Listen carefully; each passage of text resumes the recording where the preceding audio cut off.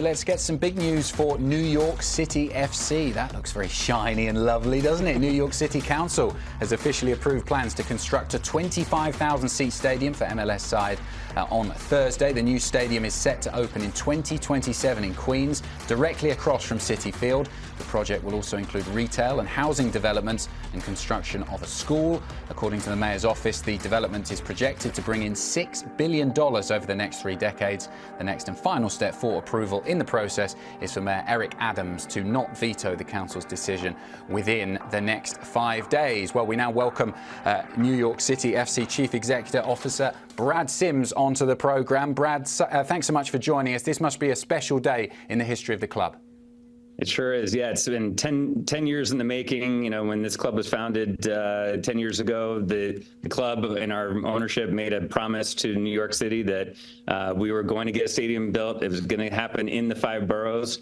And that was a promise we made to our fans and a promise we made to, local electeds and community leaders. And so this is the culmination of a long journey here over the last 10 years. And we couldn't be more excited.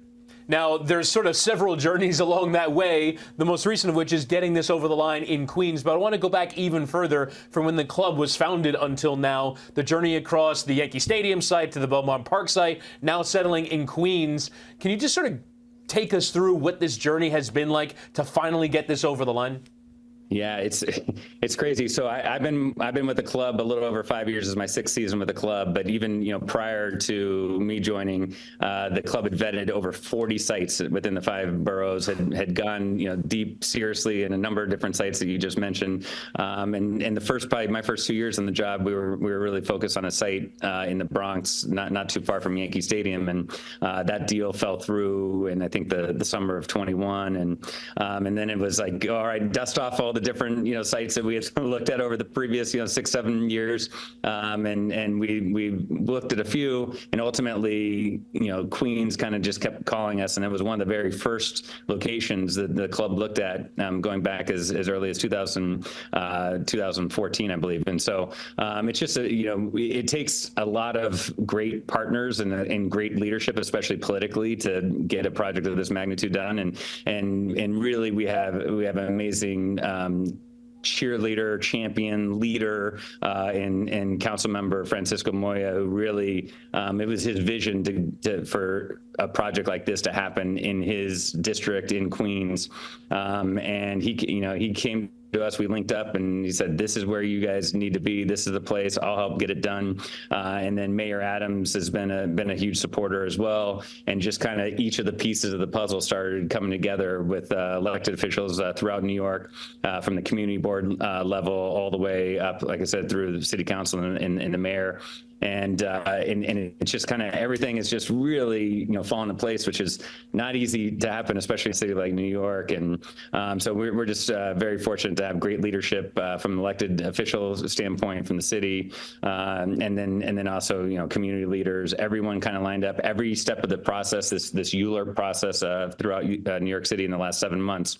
Every vote, every step along the way has been almost complete unanimity, and so we're just couldn't be more excited to get this thing going. It's the one thing that really I think has held back our club and our ability to really fulfill its promise here. This is we're going to be building the first ever soccer-specific stadium in New York City, in the world's borough, the world's game in the world's borough. It doesn't get any better than that. Certainly doesn't. Brad, the pictures we saw just there were amazingly realistic, but they were digital renderings. You've got a lot of work to do between now and 2027. What's next on the slate in terms of the to-do list? Yeah, no, good question. I think, we've been parallel pathing, I think, really over the last, 6, 7, 8 months in terms of this political process in New York City, and then readying the site. We want to be as efficient as possible. And so along with our development partners at Queens Development Group, we're building more than just a stadium. It's going to be an amazing project, really building a whole new neighborhood in Wills Point, Queens, 2,500 affordable housing units. And New York City has a housing crisis right now. It's the biggest affordable housing project project in the city in over 40 years, to go with an 650-seat elementary school, a 250-key hotel, retail, restaurants, green space for the residents, and so it's a huge undertaking. But we've been readying the site. Our friends at QDG, it's already construction site. If you go out there now, you see heavy machinery on the site. They've been remediating the land. It's been essentially a toxic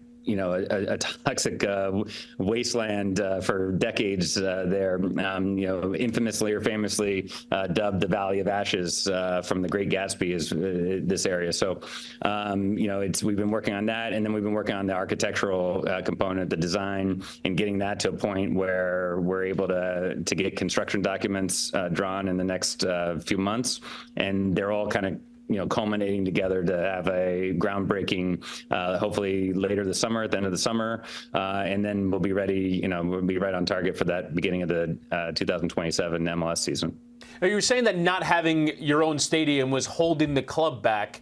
What do you feel like now that you've got it, once you do have it, is the potential not just for New York City now to be within that stadium, be one of the signature clubs of Major League Soccer, but also what that stadium itself can be in terms of that gateway as a soccer stadium for the world sport in one of the world's biggest cities?